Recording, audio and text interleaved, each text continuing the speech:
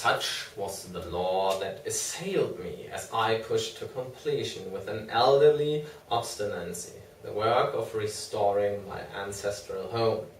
It must not be imagined for a moment that these tales formed my principal psychological environment. On the other hand, I was constantly praised and encouraged by Captain Norris and the antiquarians who surrounded and aided me. When the task was done over 2 years after its commencement, I viewed the great rooms, wainscoted walls, vaulted ceilings, mullioned windows and broad staircases with a pride which fully compensated for the prodigious expense of the restoration. Every attribute of the Middle Ages was cunningly reproduced, and the new parts blended perfectly with the original walls and foundations. The seat of my fathers was complete, and I looked forward to redeeming at last the local fame of the line which ended in me. I would reside here permanently and prove that a Delapeur, for I had adopted again the original spelling of the name, need not be a fiend. My comfort was perhaps augmented by the fact that, although Exham Priory was medievally fitted, its interior was in truth wholly new and free from old vermin and old ghosts alike.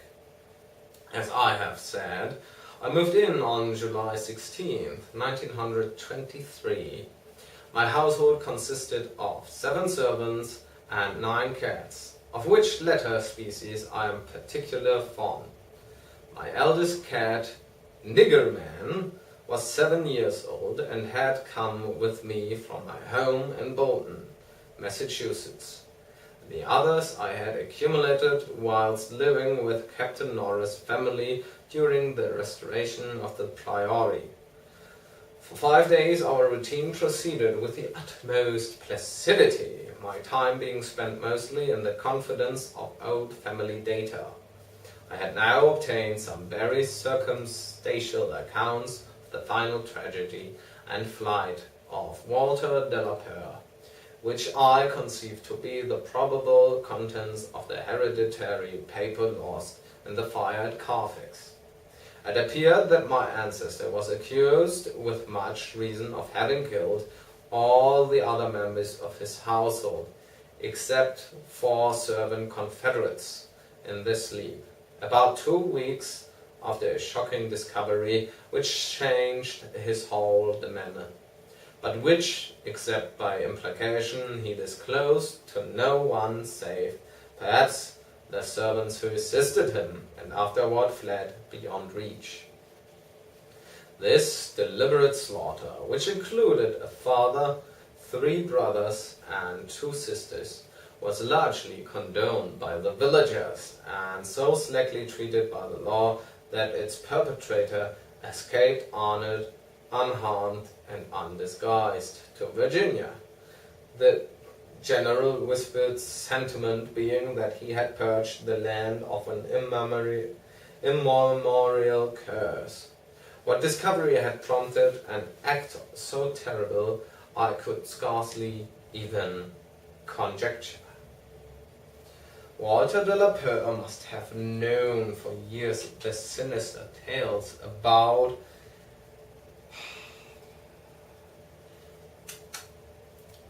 his family, so that this material could have given him no fresh impulse. Had he then witnessed some appalling ancient rite, or stumbled upon some frightful and revealing symbol in the Priory or its vicinity? He was reputed to have been a shy, gentle youth in England. In Virginia he seemed not so much hard or bitter as harassed and apprehensive. He was spoken of in the diary of another gentleman adventurer, Francis Harley of Bellevue, as a man of unexampled justice, honor, and delicacy. On July 22nd occurred the first incident which, though lightly dismissed at the time, takes on a preternatural significance in relation to later events. It was so simple as to be almost negligible, and could not possibly have been noticed under the circumstances, for it must be recalled that since I was in a building practically fresh and new, except for the walls, and surrounded by a well-balanced staff of servitors, apprehension would have been absurd despite the locality. What I afterward remembered is merely this, that my old black cat, whose moods I know so well, was undoubtedly alert and anxious to an extent wholly out of keeping with his natural character. He roved from room to room, restless and disturbed, and sniffed constantly about the walls which formed part of the old Gothic structure. I realize how trite this sounds, like the inevitable dog in the ghost story, which always growls before his master sees the sheeted figure. Yet I cannot consistently suppress it. The following day, a servant complained of restlessness among all the cats in the house. He came to me in my study, a lofty west room on the second story, with groined arches, black oak panelling, and even as he spoke I saw the jetty form of Niggerman creeping along the west wall and scratching at the new panels which overlaid the ancient stone. I told the man that there must be some singular odor or emanation from the old stonework, imperceptible to human senses, but affecting the delicate organs of cats, even though the new woodwork. This I truly believed, and when the fellow suggested the presence of mice or rats, I mentioned that there had been no rats there for 300 years, and that even the field mice of the surrounding country could hardly be found in these high walls, where they had never been known to stray.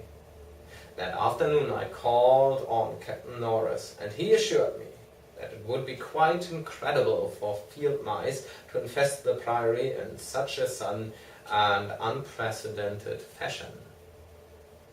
That night, dispensing as usual with the valet, I retired in the West Tower chamber, which I had chosen as my own.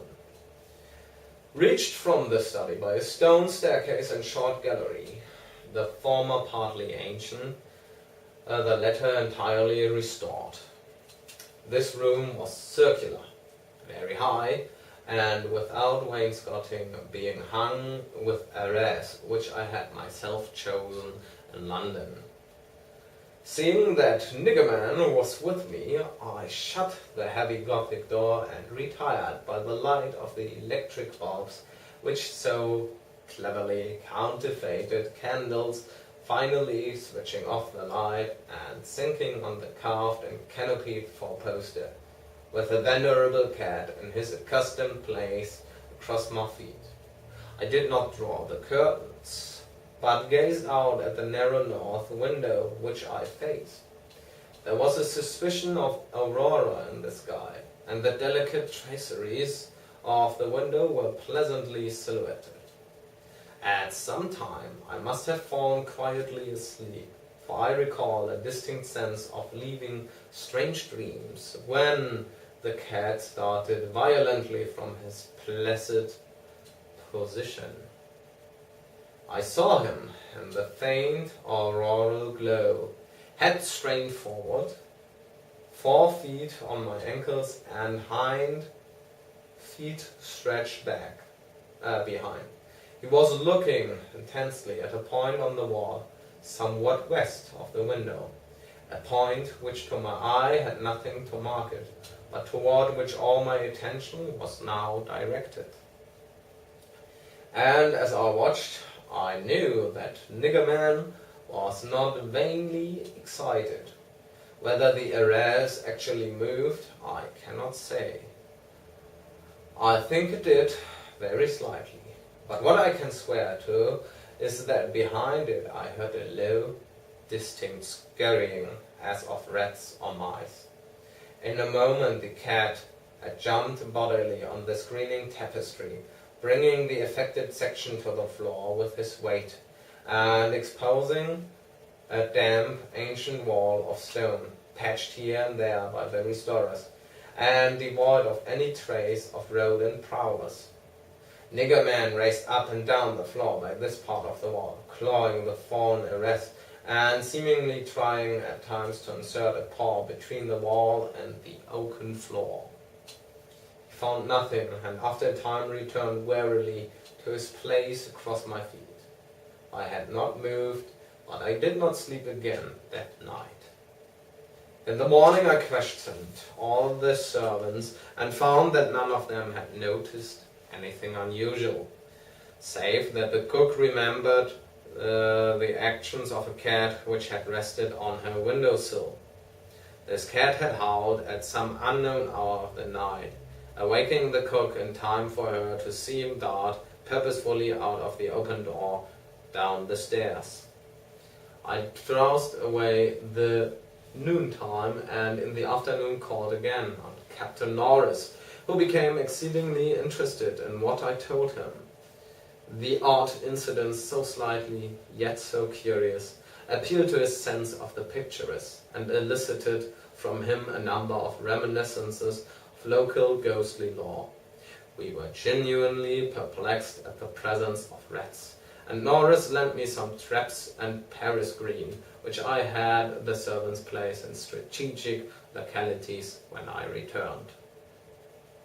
I retired early, being very sleepy, but was harassed by dreams of the most horrible sort. I seemed to be looking down from an immense height upon a twilight grotto, knee-deep with filth, where a white-bearded daemon swineherd drove about with his staff, a flock of fungus, flabby beasts whose appearance filled me with unutterable loathing. Then, as the swineherd paused and nodded over his task, a mighty swarm of rats rained down on the stinking abyss and fell to devouring beast and man alike. From this terrific vision I was abruptly awaked by the motions of niggermen, who had been sleeping as usual across my feet. This time I did not have to question the source of his snarls and hisses, and of the fear which made him sink his claws into my ankle, unconscious of their effect, for on every side of the chamber the walls were alive with nauseous sound, the verminous slithering of ravenous gigantic rats.